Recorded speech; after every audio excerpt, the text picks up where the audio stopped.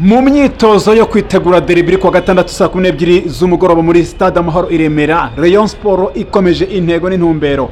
Witwara ingingo ndetse na directeur technique wa Rayon Sport baganira n'abakinnyi bababwiye amagambo akomeye, ariko kandi buri mukinnyi wese yamaze kuvuga ngo nimutureke twongere natwe twitekerezaho bwa kabiri. Niki kiri kubera muri lokale ya Rayon Sport? Uyu ni umunsi wa kabiri abasore bari mu myitozo ikomeye, ariko noneho bari no muri lokale baganira, bagasoza gukora mu gitondo, bagataha bakaryama, ikigoroba bakagaruka. Ngo hayikaze umusimbura wa Lisanda yashimiye kuri gatandatu yamaze kubategurwa kandi ameze nk'intwaro kirimbuzi, bizagorana uzayihagarika. Ni bande 18 bashaka kujya kuri Fedo match, ariko noneho 11 bashaka kubanzamo ni bande ku rande rwa Rayon Sport. Tugiye kugenda tureba ese Rayon Sport ifite abaye bakinyi mu kihe gice, bazahangana ba Peri mu kihe gice, tubirebere muri iyi video ngiye kubaganiriramo neza cyane, nisunze cyane ubuhanga bw'abakinyi ngenzi mu makipe yombi. Nawe uza kumbwira muri comment niba duhuza, ese na Peri zatwara iki gikombe cy'amahoro niburi kabango tugitwaye noneho tukimerita, cyangwa Rayon Sport irakikura mu biganza nyuma yuko ikipe ya PRFC itwaye icya champion. Mbahaye ikaze mwese, nitwe MC John Bryan, reka twinjire mu buryo neza cyane. Dear my friend, you are most welcome to the Tuza TV with MC John Bryan. Please subscribe today. Nibyo ndagushimira cyane wamaze gukanda subscribe kuri iyi channel yacu yitwa Tuza TV. Sintuza kugwa amakuru agikundiro ndetse n'andi makipe ani wacu mu Rwanda, by'umwihariko tukibanda muri BK Pro League kabisa. Nawe dukunda dukurikira, niba rugo mbere tubanye twaye ikaze mu muryango mugari w'abakunzi bacu, waba uri mu Rwanda dusangiye isoko n'isaso rw'imisozi igihumbi, cyangwa uri muri diaspora, ni impamo kubana natwe n'iby'agaciro. Kanda kuri subscribe rero kugira ujye ubasha kwakira amakuru n'ibiganiro bigezweho muri sport hani wacu i Nyarugenge. Birumvikana amakuru, reka tushyire umwotso mu ikipe ya Rayon Sport, tugenda tumanuka akantu kandi muri iyi minota mike cyane, ntucikwe ni segonda na rimwe kugira ngo utaza gucikanwa n'imigabo n'imigambi ikipe yitwa Gikundiro ifite ku wa gatandatu. Ngo plan nshya, hari ingingo abantu bagiye kubona ikintu bita inkuba zikubita muri Stade Amahoro, ariko noneho Rayon Sport yaje kuba ikora flyers ibaza Peri ngo murazimya ati wapi, Stade Amahoro ihora yaka, nta kuzimya, ntaho muducikira. Bisobanuye iki? Reka tubiganiraho mu buryo bwagutse kandi cyane. Mwese rero muhawe n'ikaze muri comments kugira ngo dusangire ijambo, kugira ngo ikiganiro cyacu ari nacyo cyanyu mukigiremo ijambo n'umusanzu wanyu, mukurikirane neza cyane. Namba ya WhatsApp ni 078342 mbahaye ikaze.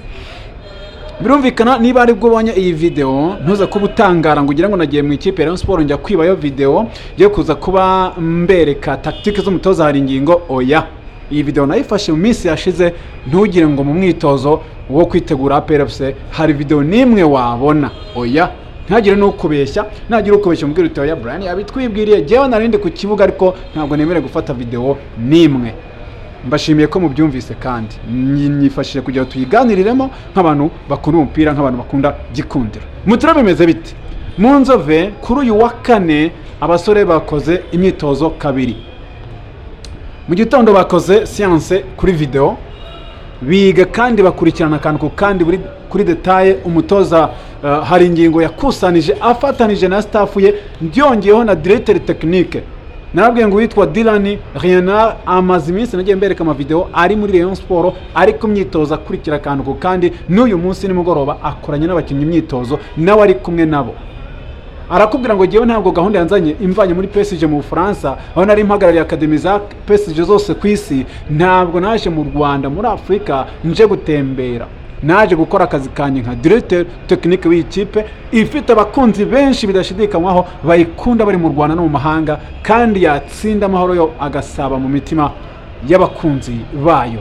Ubwo rero witwa directeur technique Dylan Renard n'uyu munsi yarari kumwe nabo. Mu gitondo bakoze science kuri video, bagenda bareba SAPR igira point fort yayo ni yihe, point faible yayo ni yihe. Mu mikino ruka kubahuza, Rayon Sport yagize he intege nkeya, APR yagize hehe intege nkeya. Ese dominance ya Rayon Sport yahera kuri ruhande yerekeza kuri ruhande. Mu gihe APR yabashoyemo uyu n'uyu, Rayon Sport yakwitabaza uwuhe? Urumva ikintu bakoze muri etide, bareba SAPR igeze mu minota 60 ikora remplacement gute. Ese twese dufite abakinnyi kuri bande touche bashobora kuza kuziba icyuho cy'abananiwe. Ibyo nibyo abatoza ba Rayon Sport bamaze iminsi bakoraho, by'umwihariko mu kwiga ikintu bita APRFC bayisesengura akantu ku kandi. umukino uheruka APR yari yarushijwe na Rayon Sport mu bijyanye no gukina na possession, ariko umupira w'amaguru usobanurwa, igisobanuro cy'umupira w'amaguru ni ugutsinda. Mu gihe bayirushije mu buryo bwo gukina ariko ntibayitsinde, nta wagenda yikomanga mu gatuza ngo yiteguye kuzongera kurusha APR nk'uko match ishize muri shampiyona Rayon Sport yarushije APR. Oya, ahubwo umuntu wese yumve yuko uyu ari umukino w'igikombe cy'amahoro kandi finali ntabwo ikinwa, iratsindwa. Bivuze iki? Umuntu ubashije gufunga details za buri kantu kose n'ushobora kwitwara neza kuri finali akaba yatwara igikombe. APR yakubita atoki kandi ivuga iti Rayon Sport irimo iraduserereza, ivuga ko twatwaye umwanya wa kabiri muri BK Pro League, nta gikombe dukwiye nubwo dutegereje ko Ferwafa igomba kukiduha. None abari bari kutunyega ngo natwe tuzasohoka duhetswe. APR ikavuga ngo natwe turashaka kwitwarira iki gikombe cy'amahoro kugira ngo tuzaserebure n'ikindi bazaduha, dore ko bazayiha na miliyoni 80. Rayon Sport ramutse baye kabiri bayiha 60 cyangwa Kiyovu ubwo nimwe muri zo. Ariko APR ikavuga ngo turashaka kubika iki gikombe mukabataho ibindi biri, kuko Rayon Sport tugomba kwitsinda kuri finali. Hari ingingo ikavuga ngo giye ikipe nayitoje 22-23 nyitwara nayo igikombe cy'amahoro, n'ubu ndashaka kongera kubisubiramo. Uyu munsi baganira n'abakinnyi bababwiye ngo bakinnyi bacu ubushobozi bwanyu babemerera gutsinda ikipe ya APR FC, ndetse n'ikimenyimenyi natwe nk'abatoza tuberetse intege nke za APR aho ziba, ndetse tunaberetse point fort ya APR, tunabigisha mu myitozo ko mukwiye kwirinda izo menace za APR FC.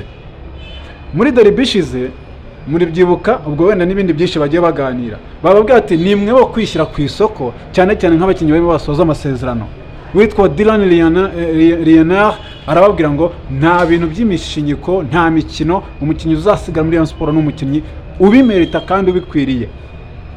Rayon Sport irajya ku isoko mu kwa mbere, ubwo nako muri mercato yo mu kwa gatandatu mu kwa karindwi, ishaka abakinnyi bari ku rwego rwiza, harimo no kuboko kwa directeur technique. Ntabwo azada byabindi bantu bigo batoragura ngo ngiye ngo rotuzire ngavuye ngo muri Zambia, ngo ngiye ngo ronze ngo ukina ngo muri za Uganda. Oya, directeur technique azajya banza kore assessment na staff avuga ngo uyu koko yaza hari icyo yamara, uyu koko yagenda hari icyo ataduha.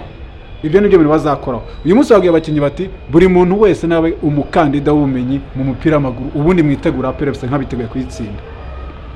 Derby ishize yabaye tariki 2 z'ukwa gatanu, Rayon Sport na APR FC bakanganya muri Stade Amahoro 1-1. Nari nababwiye ahantu APR ushobora kuyifata ukayishobora byanze bikunze. Nari nababwiye ni APR na Rayon Sport uyu mukino waza gutsindwa n'umuntu uri buza kumetiriza undi mu kibuga hagati. Nongera kwereka abakunzi ba Rayon Sport ukuntu APR ari ikipe nziza, ariko umupira wayo wose uzingiye mu kibuga hagati muri mediane.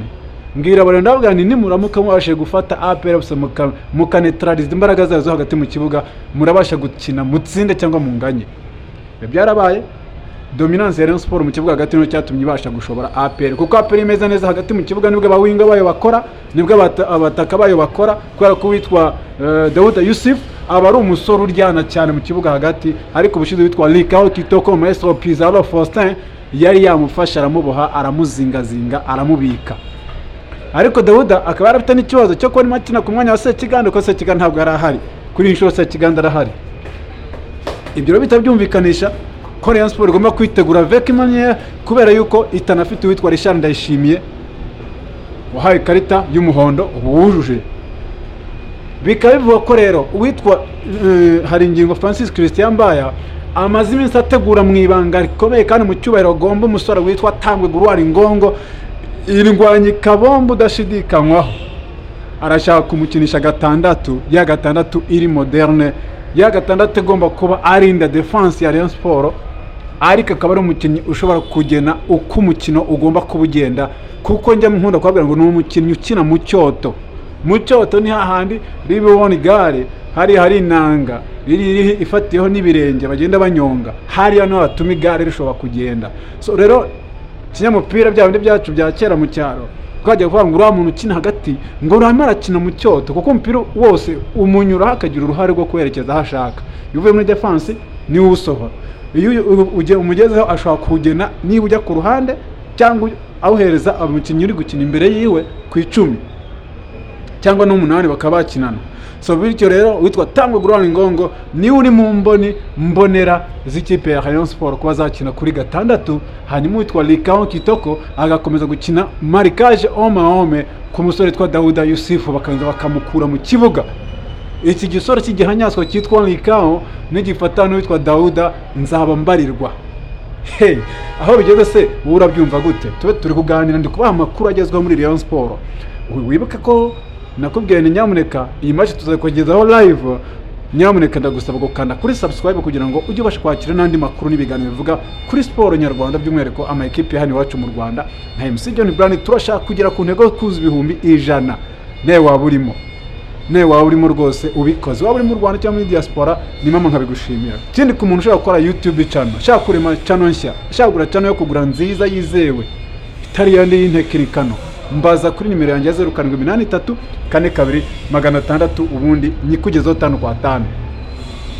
Witwa rero directeur technique Rayon Sport, uyu mugabo witwa Dylan Lienard arakubwira ngo jewe equipe maze kwikora assessment, ni mwitegure neza ubundi muzahe abakunzi banyu ibyishimo. Abakunzi ba Rayon Sport rero muhishiwe iki mu mahoro, gahunda nimwe no kugura tike mukazaza kubyirebera ya plan nshya. Hari ingingo arakubwira ngo uyu ni umwaka wo kongera kwisubiza icyubahiro nk'abakunzi ba Rayon Sport, natwe tukaba twavuga ko sezo yacu itapfuye ubusa, ndetse sezo yacu igomba kuba irimo igikombe.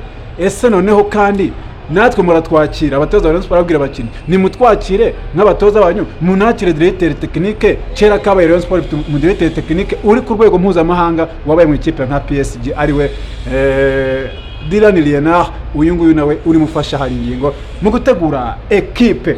Ese abakunzi bagikundiro muri ready?